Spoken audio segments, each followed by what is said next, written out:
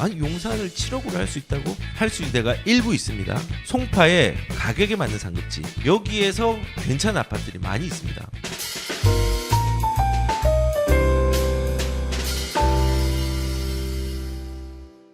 요즘 부산 분들 난리 났습니다. 왜냐면은 제 영상에 부산 사람들이 너무 많이 보고 계세요. 감사하게도. 그래서 사연이 부산 분들이 많이 올라옵니다. 근데 오늘은 부산 얘기뿐만 아니라 수도권 얘기가 메인이 되는 겁니다. 결론적으로 말씀을 드리면, 자, 저는 부산에 거주하는 49세 여성입니다. 자영업을 하고 있답니다. 자영업. 그러면은 소득이 조금 불규칙하겠죠. 그리고 해운대에 더샵 센텀 누리 아파트 38평 자가를 거주 중입니다.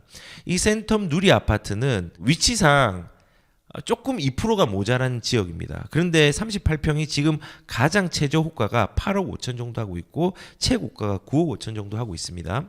상대적으로 조금 비싸 보이죠. 조금 준신축의 느낌들이 나니까. 그런데 대출이 없습니다. 이게 좀 안타깝죠. 대출을 활용했으면 더 좋은 집에 갈 수 있었습니다.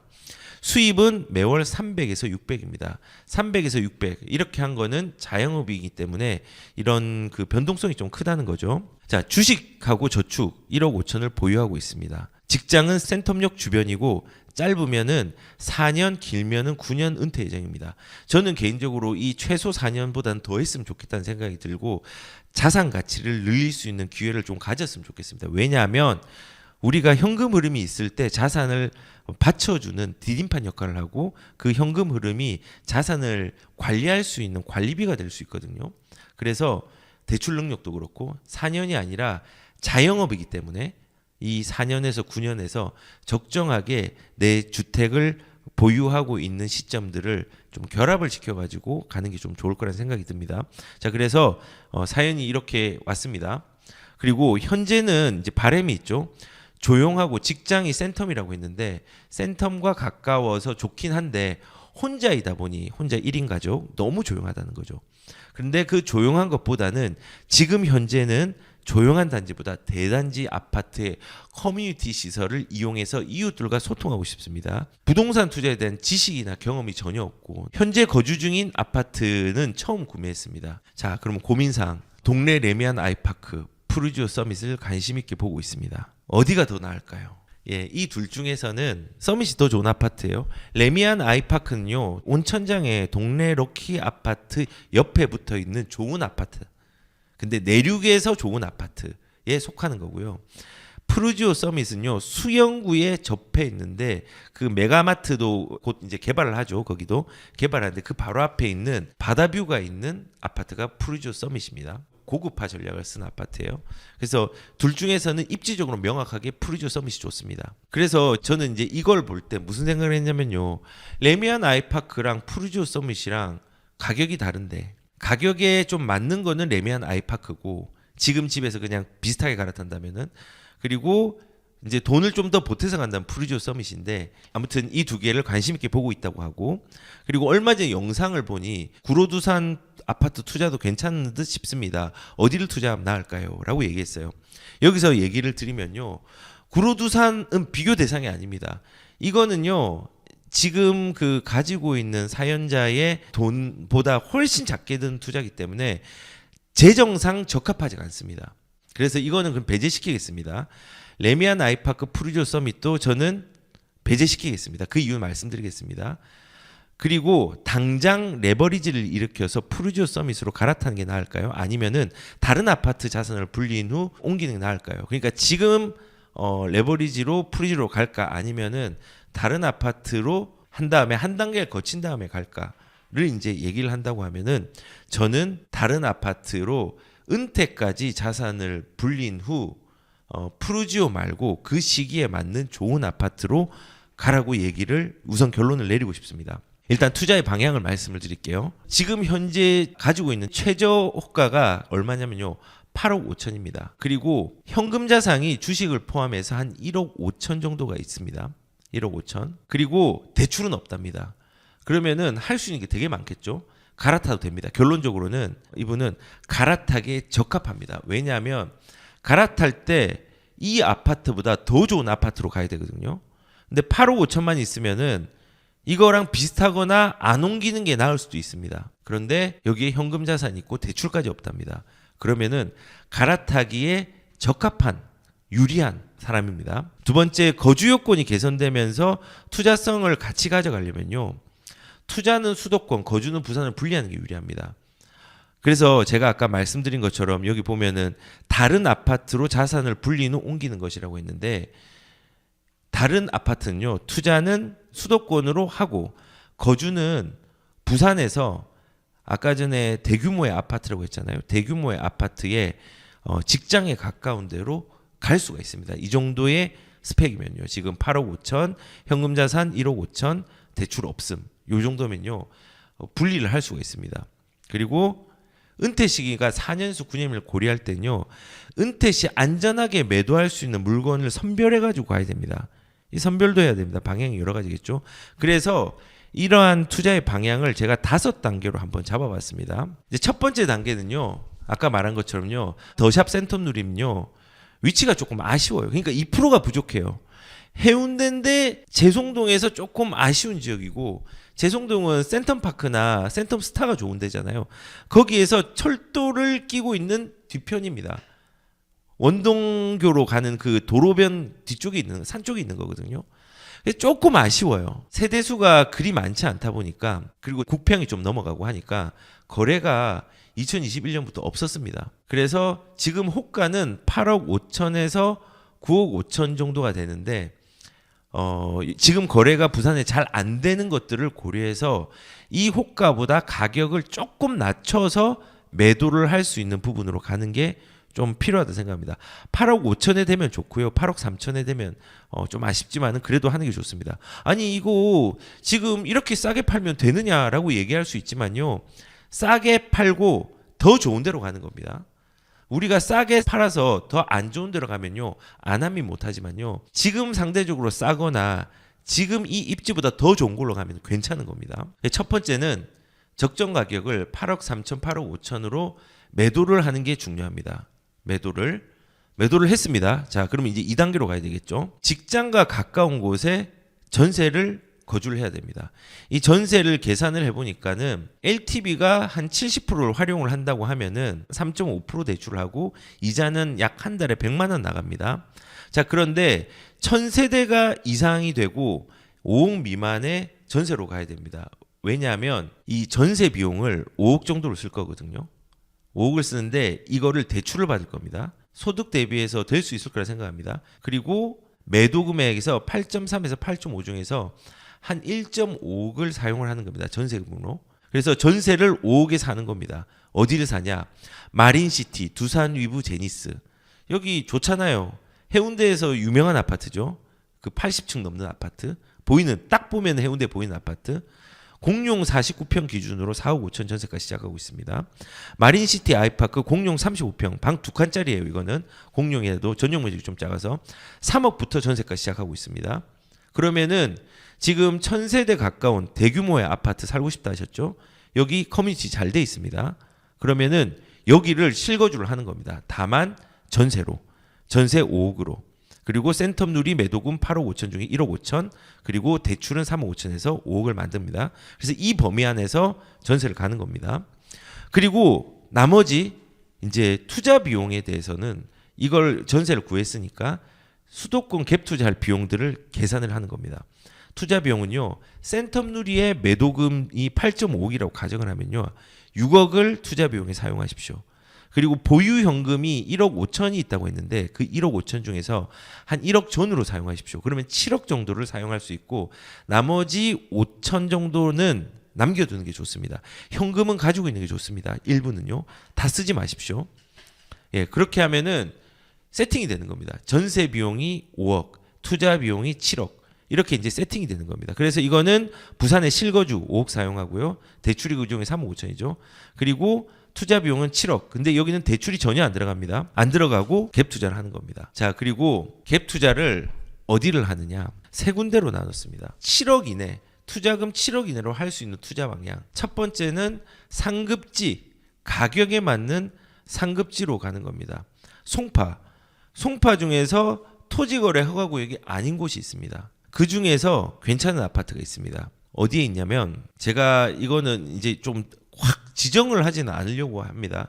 해보니까 좀 병폐가 좀 있는 것 같아서 사람들이 자기의 어떤 상황에 맞지 않는데 그냥 아까 본 것처럼 구로동에 두산 아파트를 투자하겠다 이런 상황이 발생하더라고요. 여건에 안 맞게. 예를 들어서 뭐 송파는 여기 강남이죠. 송파는 여기입니다.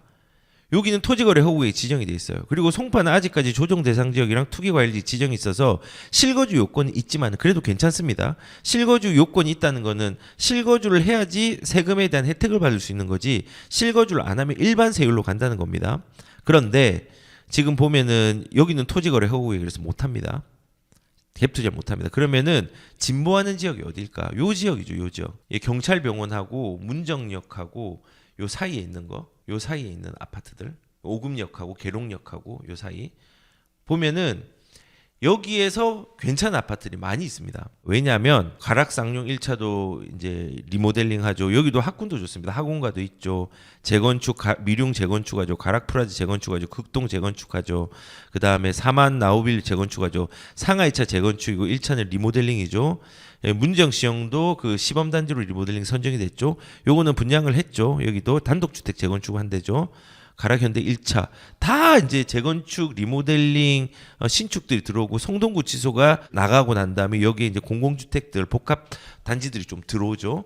그리고 여기도 2026년에 들어오죠. 여기가 거의 미니 신도시급으로 바뀌거든요. 뭐 요런 지역에 우선은 내 자산을 묻어둘 수 있습니다. 예를 들어서 이런 가락쌍용 이걸 사라는 건 아니지만요. 가락쌍용 최고점이 14억인데 지금 11억 10억 정도로 됐다. 근데 여기가 완전 고점으로 이제 뚫려 있지 않은 이유는요. 지금 보시면은 잠실 같은 경우는 잠실은 보면 지금 가격이 30평 기준으로 볼게요. 거래량이 있는 앞 타입으로 볼게요. 지금 고점을 한번 찍었죠. 많이 올라왔죠. 많이 올라왔죠. 여기는 조금 길게 보면 좋지만은 뭐 5년 이상 가져가기는 좀 불편합니다. 왜냐하면 올라가긴 하겠지만은 좀 많이 올랐잖아요. 근데 요 흐름이 어디로 갈까요? 이쪽으로 옵니다. 이쪽으로 옵니다. 그러면은 아까 말했던 요런 아파트들 예를 들어서 보시면은 아직까지 끝까지 안 왔죠. 중간 왔죠. 그러면 전세가는 얼마 할까요? 전세가는 5억 5천에서 6억 합니다. 그러면은 5억 5천을 기준으로 매매가를 보면은 매매가는 13억 5천이 높은 가구고 10억 3천부터 시작하죠. 그러면 여기는 투자할 수 있는 거거든요. 투자할 수 있는 거. 그리고 가액 자체가 지금 해운대에 있는 지금 보유한 아파트보다는 훨씬 더 세죠. 그러면은 송파에 가격에 맞는 상급지 이런 곳을 갈 수 있는 거예요. 토지거래 허구이 아니고 송파뿐만 아니라 성동구에도 이런 아파트가 있고 되게 많습니다. 할 수 있는 게 되게 많습니다. 다만 좀 아쉬운 게 뭐냐면은 우리가 좀 갈 수 있는 데 좋은 데가 이제 뭐 송파 쪽에도 조금 더 좋은 데로 갈 수는 있고 그 다음에 뭐 대치동도 가고 싶고 막 하시면 돈은 조금 안 되지만은 토지거래 허구액이 있잖아요. 그래서 거기로 지정이 안 된 데를 가는 게 중요합니다. 그리고 첫 번째는 7억 내로 할 수 있는 투자 방향은 상급지입니다. 가격에 맞는 상급지인데 거래량이 좀 많아야 되는데 여기 보시면은 뭐 거래량 나쁘지 않죠. 거래량 나쁘지 않죠. 거래량이 나쁘지 않습니다. 이런 아파트는 수요층이 있습니다. 왜 수요층이 있을까요? 전세 수요도 많죠. 왜 수요층이 있을까요? 여기 지금 보면은 초품화 중품화죠. 그리고 여기가 다 학원가 형성돼 있고 이 학군도 좋습니다. 나름 괜찮습니다. 그래서 뭐 이런 걸 본다고 하면 수요층이 두터운 거예요. 그래서 나중에 뺄 때도 편할 겁니다. 그래서 제가 얘기를 드리는 게 상급지 거꾸로 말해 수요층이 많은데를 말씀을 드린 겁니다. 그리고 하락 후에 두 번째는요. 7억 이내로 할 수 있는 투자 방향은 하락 이후에 상승이 덜 된 상급지. 용산도 할 수 있거든요. 아니 용산을 7억으로 할 수 있다고? 할 수 있는 데가 일부 있습니다. 그러면 어디냐? 꼬리 투자. 보시면은 용산도 토지거래 허구역이 뭐 지금 지정된 데가 있지만요. 여기는 지정 안 됐거든요. 즉 여기 보시면 용산 국제업무지구 지금 주력으로 하고 있는 데죠. 이 바로 위쪽에 보면은 여기도 도원동이나 삼천동 이런 데 용산입니다. 여기도 여기 도원 삼성 용산입니다. 이런 아파트들 꼬리긴 하거든요. 꼬리긴 한데 20평대가 가격대가 맞습니다. 보시면은 얘도 가격이 비슷하죠. 그쵸? 10억 8천 11억대. 그리고 전세가는 5억에서 6억대.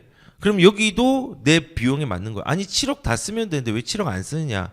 우리는 고가의 주택을 10억 이상의 주택을 거래를 할 때요. 거래세가 많이 듭니다. 생각보다는. 그 거래세를 조금 남겨두고 그리고 이 인터넷에서 본다고 하더라도 이 인터넷에 맞는 딱 맞는 가격으로 현장에 가면 나오지가 않습니다. 그렇기 때문에 어느 정도 여유가 있는 금액을 확인을 하고 가는 게 중요합니다. 그리고 얘도 보면은 시세를 보면은 가격들이 중간에 뻥 뚫려 있죠. 전세는 어떠냐? 전세 수요 꽤 있습니다. 그리고 전세가 많이 올라와서 갭 투자를 하기 괜찮죠. 그래서 우선은 지금 제가 두 번째로 말하는 방향은요. 이 아파트를 사라는 건 아니지만요. 용산도 지금 할 수 있는 데가 있죠. 가격 하락 후 상승이 덜 된 상급지 그리고 용산에 그래서 예를 들어서 꼬리 투자라고 이제 말씀을 드렸습니다. 그래서 이런 쪽으로도 갈 수 있는 거예요. 그리고 7억 돈이 다 쓰는 게 부담스럽고 조금은 남겨놓고 조금씩 돈을 지급할 수 있는 안전한 물건은 어디일까? 성남의 후반부 재개발. 후반부로 재개발하는 거. 전 재개발을 좋아합니다. 근데 빌라의 초기 빌라로 재개발 들어가는 거는 조금은 조심스럽지만은 저는 후반부 재개발은 괜찮다고 생각합니다. 후반부 재개발은 어디 있느냐? 이거는 서울이 아니라 왜 서울이 아닌데 괜찮은 이유도 말씀을 드릴게요. 포레스티아라는 아파트를 아시죠? 이 포레스티아는 성남에 있습니다. 근데 이 성남의 이 아파트도 단지 규모를 보면 4,000세대가 넘는 어마어마한 아파트예요. 그리고 이 아파트 아래쪽에 보면은 푸르지오 자이 있죠. 자이 푸르지오. 이것도 4,700세대인데 입주한 지 얼마 안 됐습니다. 작년에 입주했습니다. 그리고 여기 보시면은 이쪽에도 재개발들, 이것도 이제 철거해가지고 올라가고 있고요. 그리고 요거도 신흥 랜더스 그다음에 금빛 그랑매종 이 주변에 신축들이 굉장히 많이 일어나고 있고 실제로 있습니다. 그런데 여기에 또 신축지가 있습니다. 거기가 어디냐면요. 여기입니다. 산성구역입니다. 산성구역은 재개발인데요. 재개발 물건은 4억 6천부터 뭐 이제 많게는 9억까지 있습니다. 여기서는 고를 수 있죠. 여기도 입지적으로 너무 좋아요. 산성역 바로 앞에. 포레스티아를 보면 알 수 있고요. 얘도 세대수가 3,300세대가 들어갈 예정이에요. 엄청나게 많이 들어가죠. 그래서 저는 세 번째로는 7억을 지금 현재 다 쓰지는 않더라도 어느 정도 조금은 뭔가를 남겨두고 3,300세대, 400세대가 된다고 하면은 이제 물량으로도 괜찮고 옆에 대장 산성역 포레스티아가 얘의 가격들을 보장을 좀 해줬거든요. 근데 지금 이게 재개발의 막바지예요. 문제는 있었어요. 왜냐하면 철거는 작년에 마무리됐어요. 근데 현재 이 산성구역 자체가 원래 시공사가 대우랑 SK랑 GS랑 컨소시엄으로 이제 진행을 시켰는데 계약을 해지를 했어요. 왜냐하면 공사비가 올라가니까 힘들잖아요. 서로 의견이 타진이 안 된 거예요. 그런데 이제 이거를 재협상을 요즘 좀 많이 하고 있죠. 재협상을 하고 있는 게 이거를 한번 입찰을 냈는데 아무도 안 들어왔거든요. 그러니까 재협상을 좀 하면서 진행의 의지를 불태우고 있습니다. 그래서 이 산성구역 같은 경우도 내가 은퇴하기 전에 신축이 들어올 수 있는 가능성 최소 5년 정도를 가져간다고 하면은 5년 6년을 가져간다고 하면은 은퇴를 6년 뒤에 9년까지 한다고 했으니까 6년 뒤에 한다고 하면은 그때 수혜를 누릴 수 있는 아파트입니다. 그래서 수익률은 좋을 거라 생각이 들어요. 그래서 이게 서울이 아니지만은 은퇴를 고려해서 신축의 수혜를 누릴 수 있는 여건들을 마련하기 위해서 이런 재개발도 방향성에 맞다라는 거 생각이 들었습니다. 그래서 뭐 송파, 용산, 성남 물론 뭐 송파, 용산이 제일 좋죠. 하지만은 이게 보면요. 제가 얘기를 좀 드리고 싶은 게 상급지에서는요. 수익이 클 수 있습니다. 근데 조금은 하급지의 물건들은요. 수익률이 좋을 수 있습니다. 좋은 물건은요. 수익을 봐야 되고요. 조금 좋지 않은 물건은 수익률을 보는 게 더 유리합니다. 왜냐하면 강남에서 10억을 투자할 수 있는데 10억을 벌었어요. 그러면은 수익이 100%잖아요. 수익률이. 근데 경기도에서 3억짜리 집을 샀는데 6억이 됐어요. 그러면 수익률이 200%잖아요. 근데 6억은 10억보다 못 벌었는데 수익률은 높은데 수익은 낮잖아요. 이게 왜 이런 얘기를 하냐면요. 돈이 작으면요. 수익률을 좀 많이 따져야 돼요. 그리고 돈이 어느 정도 매스가 크면요, 수익률만 따지는 게 아니라 그 돈에 맞는 수익이 좋은 매스가 큰 걸로 가는 게 맞거든요. 그래서 지금 같은 경우는 수익과 수익률로 따진다고 하면은 수익률이 성남이 아까 얘기한 것 중에서 성남이 조금 더 유리할 수 있기 때문에 제가 이 성남도 넣은 겁니다. 수익률이 좋기 때문에.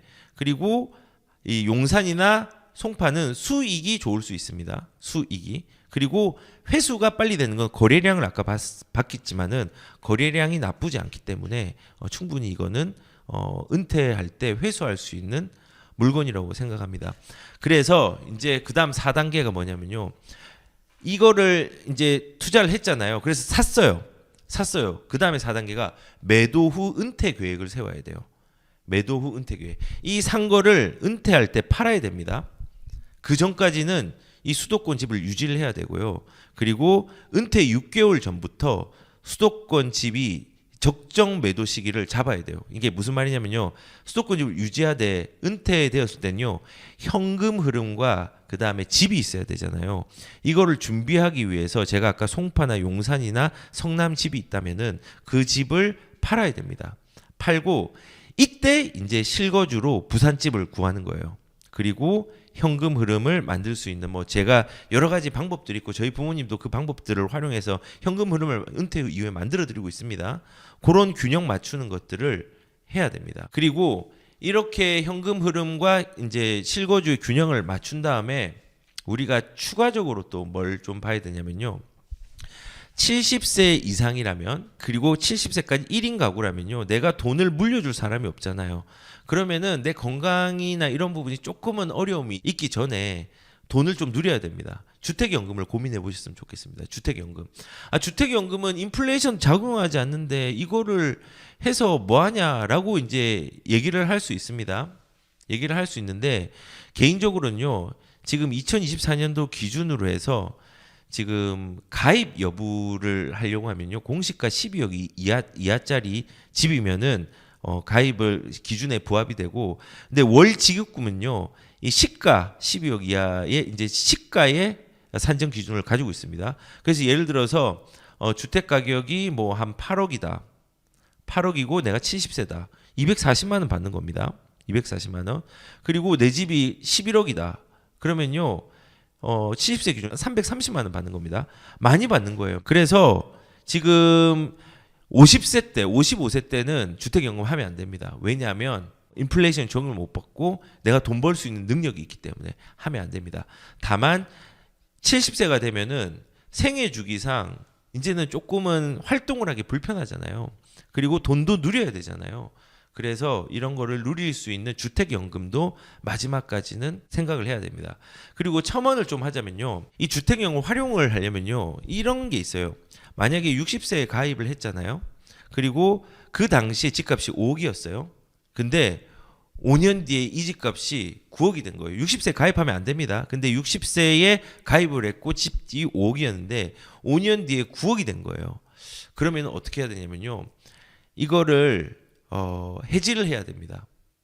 9억이 되든 10억이 되든 해지를 하고 해지를 한 다음에 방법이 여러 가지 있지만 주택연금으로 받아온 연금과 이자와 집값의 1.5% 수준의 초기의 보증료를 한꺼번에 갚아야 돼요.